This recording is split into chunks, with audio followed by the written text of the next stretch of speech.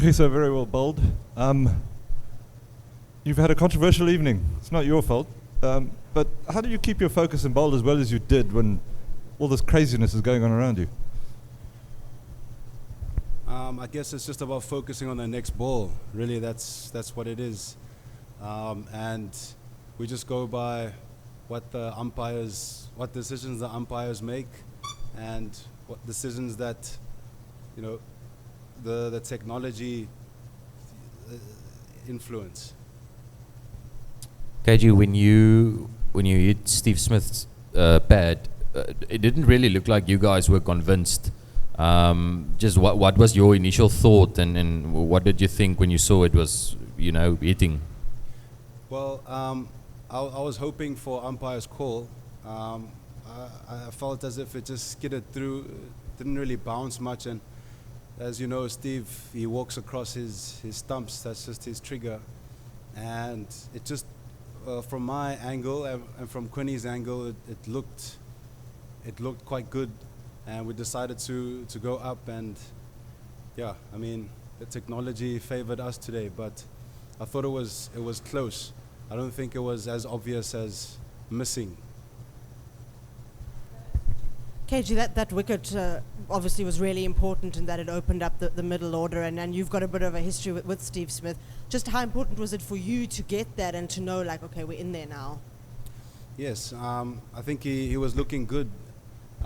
He was moving really well, you could see. And he's a key player for Australia.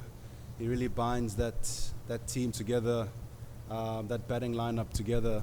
And he's always a key wicket in any format, but looking at one-day cricket, he has the ability to occupy the crease and also score runs whilst doing so. So he was definitely a big wicket, and we knew we had to get him early. Koji, after the Stoinis dismissal, which I think confused everybody, there seemed to be quite a lot of discussion on the field between you guys and maybe even involving the Australians. What was that about? Was there any suggestion that the appeal should be withdrawn, or what was the talk about? Well, I initially thought it hit his thigh pad, and my teammates around me felt that they heard a woody sound. And Stoyan didn't look so convincing. I think he looked as if he felt as if he touched it. I guess the controversy was around the fact that his hand was off the bat when the ball made contact with his glove. But we thought it was the bat handle. Again, that's not up to us. We reviewed it, and the umpires made a decision.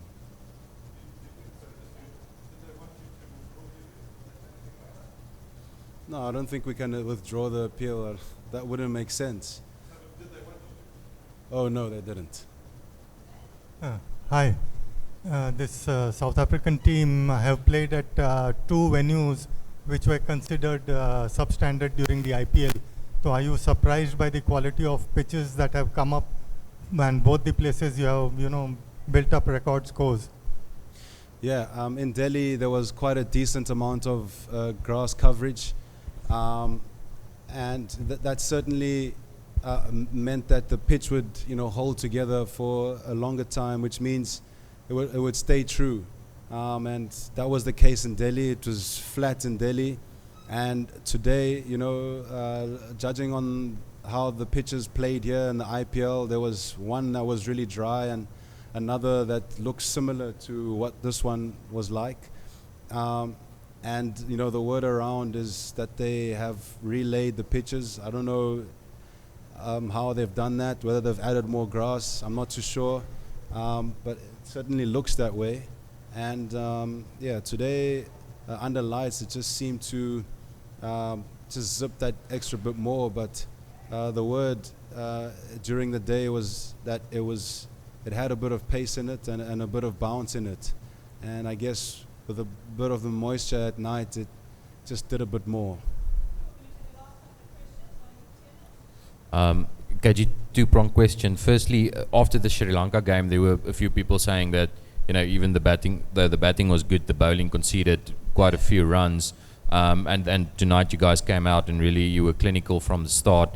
Was that sort of part of the motivation that you guys feel that you can do better? And the second one is just, why aren't you opening the bowling anymore?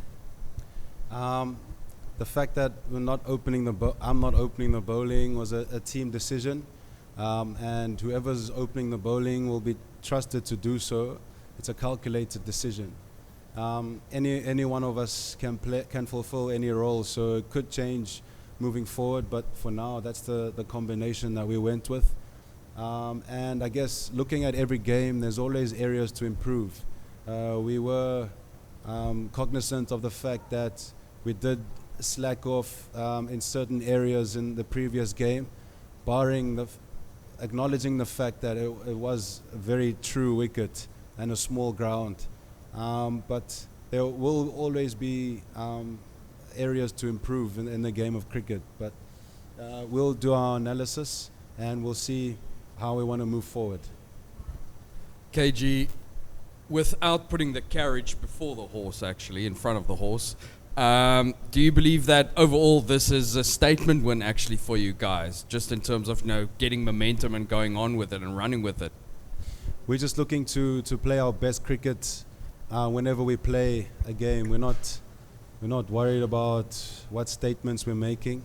We're only worried about the plans that we want to execute. KG, just on that, I mean, South Africa have done so well in these last two games that people are starting to now talk about you guys as one of the favourites for the semis, etc. Do you feel that yet, or are you still just like flying under the radar a bit? We're still a long way away, but there are plenty of positives to take into consideration. Well, to take, so that's a good thing. But we're looking to rock up the next game. Like I said, we'll see how we feel we want to improve, look at our strengths, look at our weaknesses, and look to brush up. But generally, I think we played nearly the perfect game of cricket. So it's just about leaving this behind. Once we leave that behind and focus on the next game, that's it. Okay, so apologies if this was asked earlier, but what did you take from the Australian bowling innings there? It looked like all three of you quicks, tried a lot of cutters early on into the surface.